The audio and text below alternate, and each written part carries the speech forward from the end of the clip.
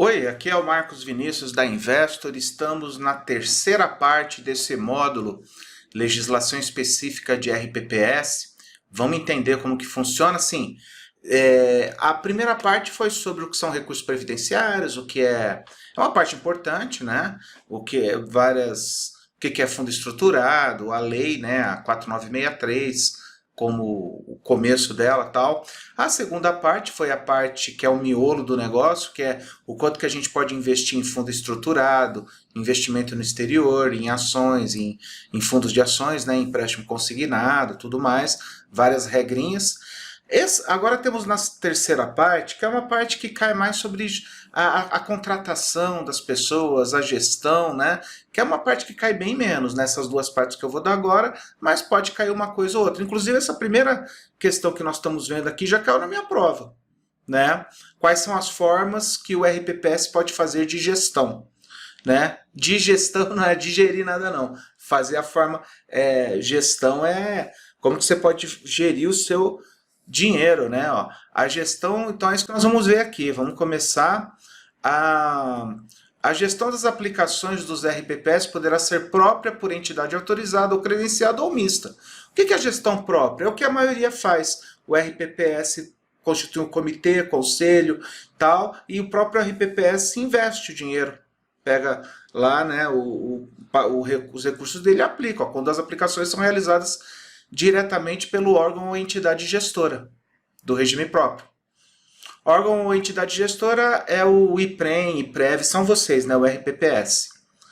Gestão por entidade autorizada e credenciada é quando você pega o seu dinheiro, o dinheiro do RPPS, e entrega para um banco, para uma corretora, para ela administrar para você. Né, ó. Quando as aplicações são realizadas por intermédio de instituição financeira autorizada à administração profissional de carteiras. Então, por exemplo, você tem 100 milhões. Você pega 50 milhões, administra por conta do comitê, vocês mesmos investindo aí, e os outros 50 milhões você entrega para um banco, e esse banco vai investir nos diversos fundos dele, enfim. Essa é a gestão por entidade autorizada. Quando o banco investe, você pode fazer as duas, né? Que foi o que eu acabei de dar esse exemplo. A gestão mista, quando as aplicações são realizadas parte por gestão própria e parte por gestão por entidade autorizada e credenciada. Grava esse nome, gestão própria, gestão por entidade autorizada e credenciada e a gestão mista, porque na minha prova caiu aqui.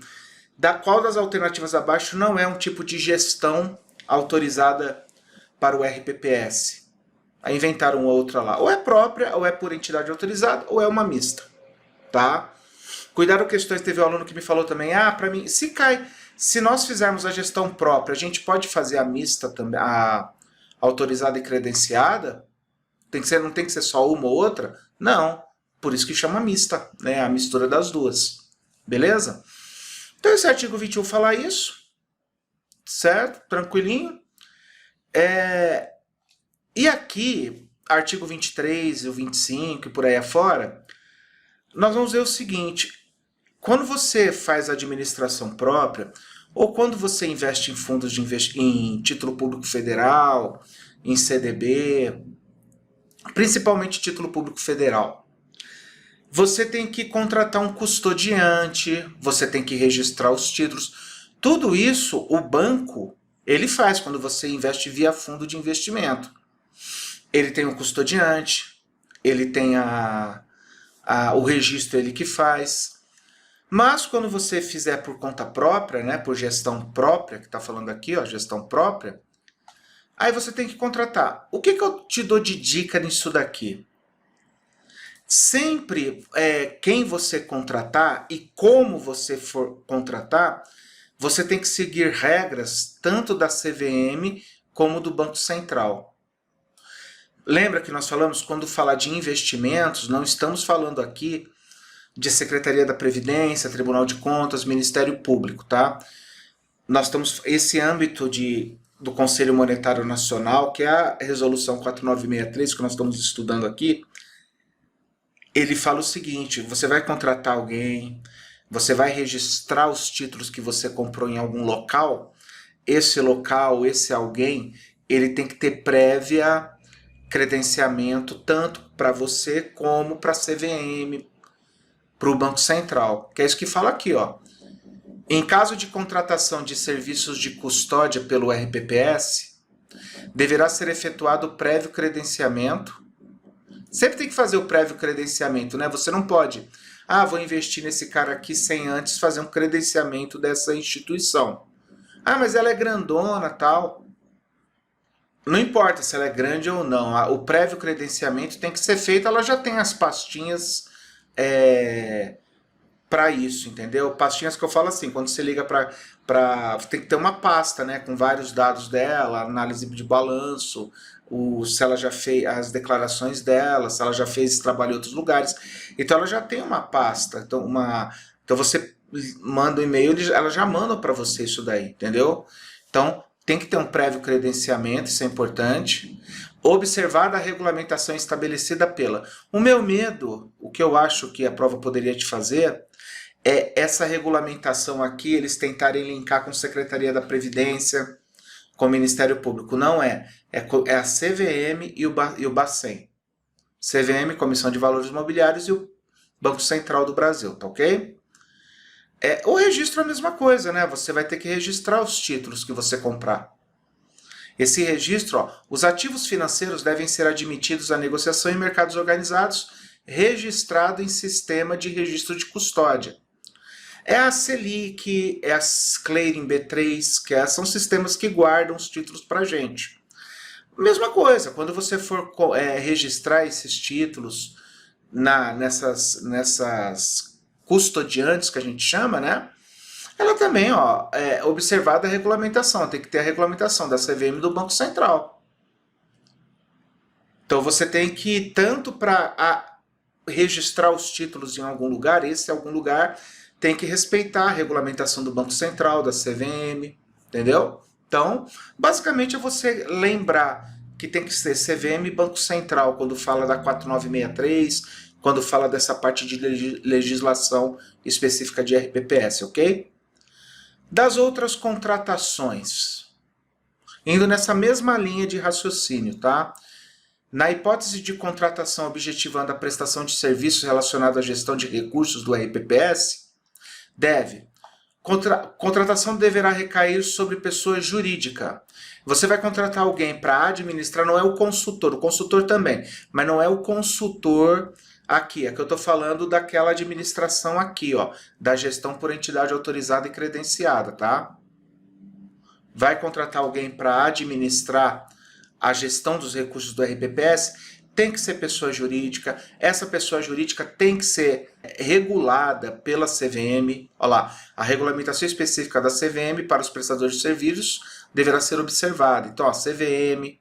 E a CVM já fala, né, para você fazer gestão de recursos tem que ser habilitada por ela. Então, tem que respeitar a CVM. Então, meu medo, ela não vai pedir para você decorar isso, mas falar assim, tem que seguir regra da Secretaria da Previdência. Não é CVM e Banco Central aqui, tá? Olha lá, estou indo no mesmo artigo 24, né? Mesma coisa da contratação. A contratação sujeitará o prestador e as partes a ele relacionadas em relação às aplicações dos recursos, a fim de que não recebam qualquer remuneração, benefício ou vantagem que potencialmente prejudique a independência da prestação de serviço. Isso é meio óbvio, né? O prestador não vai poder receber comissão de um terceiro para pegar o seu dinheiro e aplicar lá para não receber uma grana, uma comissão por causa disso, né? Vamos ler direito essa frase aqui que é importante. A contratação sujeitará o prestador e as partes a ele relacionadas em relação às aplicações dos recursos do RPPS, a fim de que não recebam qualquer remuneração. Isso é meio óbvio, né? É questão de ética. A periodicidade mínima dos relatórios sobre a rentabilidade, riscos e aderência à política de investimento que o gestor deverá elaborar e submeter a instâncias superiores de deliberação será de no mínimo 6 meses. Essa questão caiu na minha prova, tá? Pode colocar aqui, 6 meses, o mínimo, no mínimo. A periodicidade mínima de relatórios sobre rentabilidade, os riscos, se está aderente à política de investimento, então relatório. né, que o gestor deverá elaborar e mandar para você como RPPS, deve ser no mínimo de 6 em 6 meses. Pode ter relatório anual, tá? Então, ó, por favor, essa daqui é importante. Coloca o asterisco aí, ó. De quanto em quanto tempo que se você entregar o seu dinheiro que eu falo, o dinheiro do RPPS, né, pro banco X lá, aquele banco X, de quanto em quanto tempo que ele tem que te mandar um relatório, no mínimo, de 6 em 6 meses, certo? Outra questão aqui é dos enquadramentos, vamos lá. Lembra que nós vimos que tinha, tipo assim, ó, fundo de ações, o mínimo de aplicação, 30% fundo de ações, um exemplo. Aí você vai lá e coloca exatamente 30% em ações. Sabe o que vai acontecer? Na primeira rentabilidade que der ali alta, numa rentabilidade boazinha ali, qualquer uma, já vai estourar esse limite, ok? Esse daqui é o limite máximo, né, que você pode colocar, como nós vimos no bloco passado aí. Aí você desenquadrou, isso chama situação involuntária, tá? De desenquadramento. Ah, Marcos, aí você tem que tirar o dinheiro.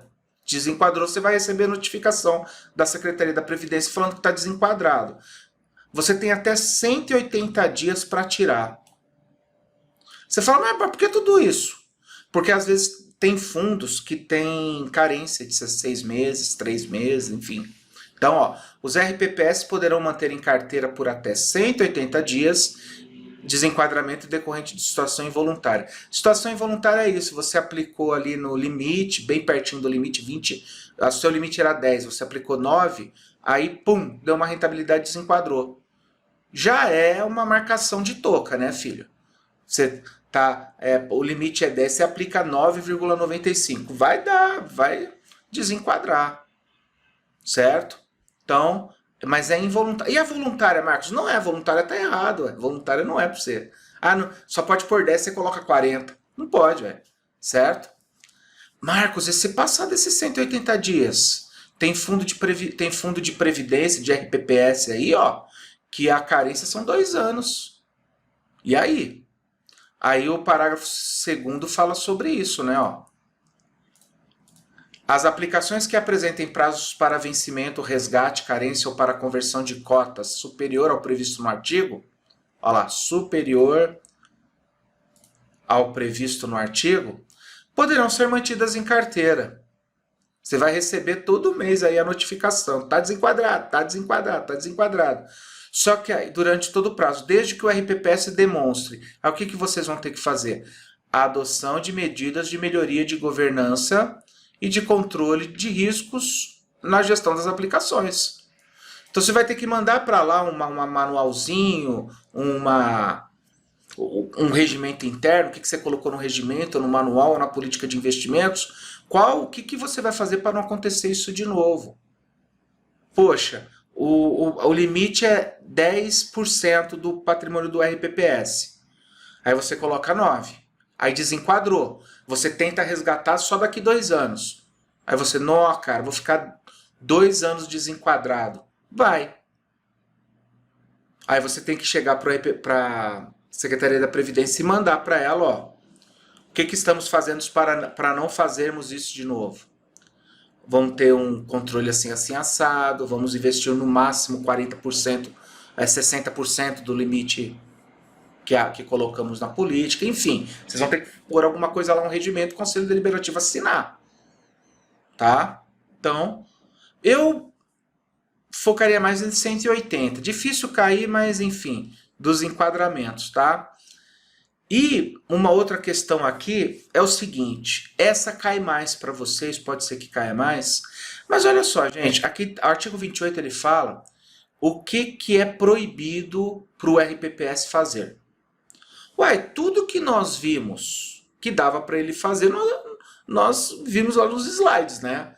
Aplicar em fundos de ações, aplicar em investimentos no exterior, empréstimo consignado, enfim, vimos lá. O que não foi citado ali não pode.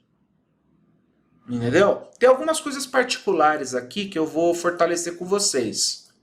Essa primeira já é uma delas, né? Ó. Então, ó, é proibido aos regimes próprios de previdência social investir em fundos cuja atuação em mercado de derivativos, ó, atuação em mercado de derivativos, gera exposição superior a uma vez o respectivo patrimônio do fundo.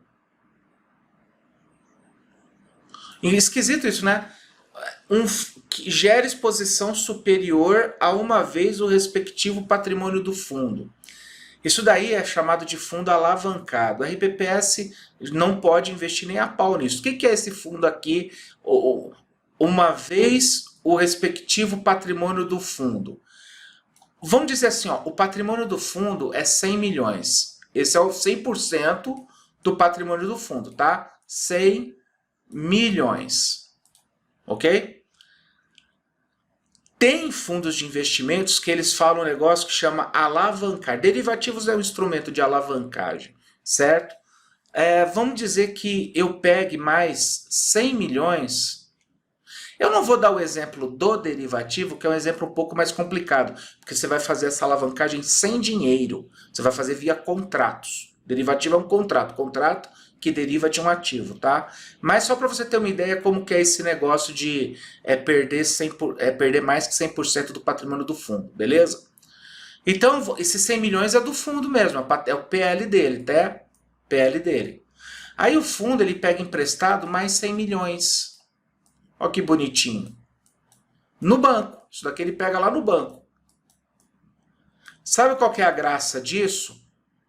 O fundo e você investe como se tivesse com 200 mil na... Ó, ele alavanca 100%. Ó. Você vai ganhar como se você estivesse aplicando 200 milhões, né? No caso aqui tem que fazer umas contas, né? Esses 100 milhões aí, o cara tá cobrando lá a taxa Selic, vamos dizer que é 10%. Então eu tenho que, o que eu ganhar, eu tenho que tirar 10% para pagar o banco. O banco emprestou isso daqui, não emprestou de graça, né? Essa parte do banco aqui, entendeu? Então, tipo assim, o banco empresta e fala, vou te emprestar 100 milhões aí, amigão. Você tem que me pagar 10% ao ano de juros.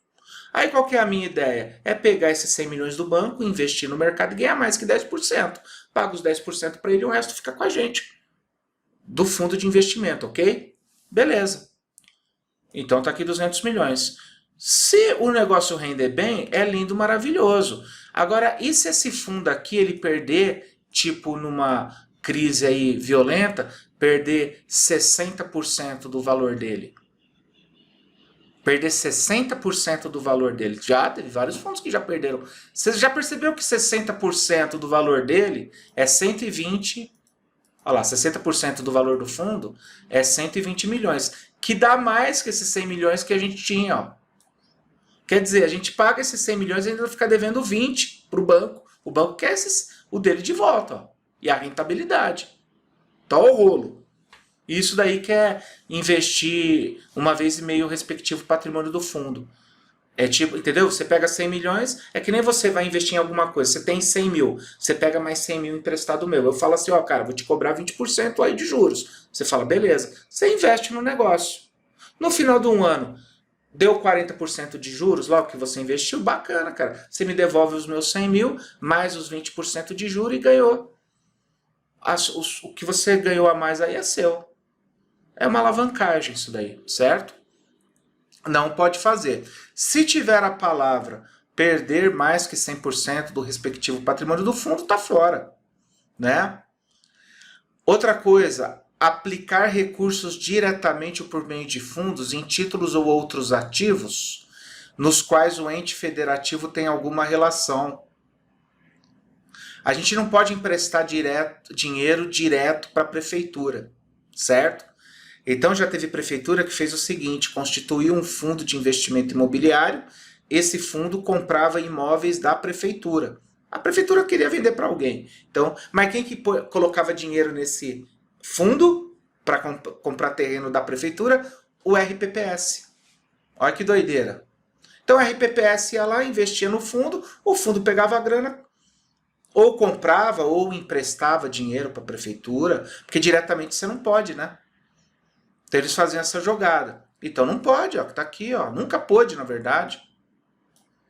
Então o ente federativo no fundo de investimento ente federativo tem alguma ligação, não investe, né? Aplicar recursos na aquisição de cotas de fundos de investimentos em direitos creditórios não padronizados. Ó, direito creditório nós já vimos, o FDIC, né? Fundo de direito creditório, são fundos que aplicam em debêntures. Direito creditório, títulos de empresas, títulos de pessoas, tal, então eles aplicam em debênture. Quando fala não padronizado, é porque a empresa, quando foi feito o fundo de investimento, a empresa não participou de nada daquele fundo. Não foi padronizado pela empresa. Fizeram um fundo de investimento lá, compraram o debênture de várias empresas, as empresas nem estão sabendo aquele fundo. Tem fundo que a empresa faz. A empresa faz o fundo, FDIC, emite debênture, ela também compra algumas cotas para mostrar que está dentro, tal. Isso chama fundo de direito creditório padronizado. É quando a empresa que é dona da debênture, emissora da debênture, faz parte do fundo. O não padronizado é compraram lá, fizeram um fundo de investimento normal, comprou várias debêntures, nem convidou as empresas para participar, nada. Então, falou de não padronizado, não regulamentado, sai fora, tá? Não padronizado. São coisas mais sofisticadas no mercado financeiro que eles deixaram aqui, né? Ó, mexer com derivativo, mexer com não padronizado, fazer operação de day trade, ó, não pode. Operação de day trade é quando você compra e vende ações no mesmo dia, ou qualquer outro título. RPP só pode comprar basicamente título de banco, CDB, os títulos de banco, letra financeira, CDB, LCI, LCA. Título público federal, não pode comprar ações, entendeu? Então, você ficar especulando em cota de fundo de investimentos, né? Você pode tentar negociar lá cota de fundo fechado no mercado e fazer operação de day trade. O que é a operação de day trade? É você ficar comprando e vendendo no mesmo dia. Ó, não pode, tá? Negociar com duplicatas, títulos de crédito ou outros ativos que não os previstos nessa resolução, olha, não pode. Duplicata, agora é a agiota, né? Quem mexe com duplicata é banco, o banco desconta duplicata, né? RPPS não pode. Negociar em cotas de fundos de índice em mercado de balcão. Mercado de balcão é o mercado que é sem a CVM. É o mercado que não passa pela CVM.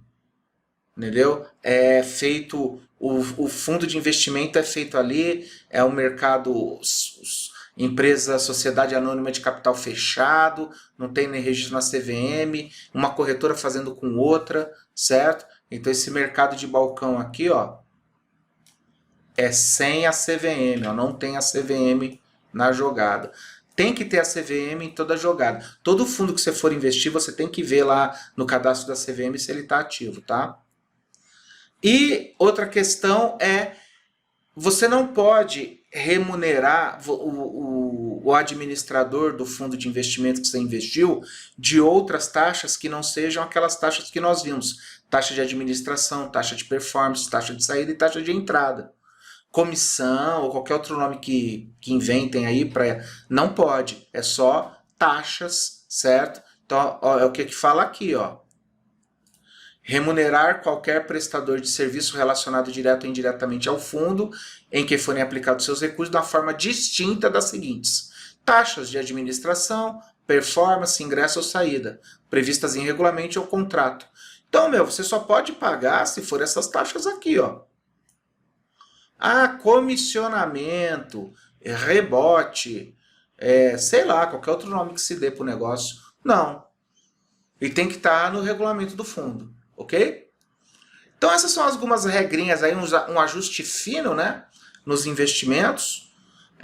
Mais alguma coisinha que a gente não pode ver. Dá uma parada, faz os exercícios aí que estão no ambiente online. E depois nós vamos para a última parte, que é uma parte tranquila também. Não é tanta coisa e não cai tanto também. Mas temos que ver tudo, tá bom? Então até mais.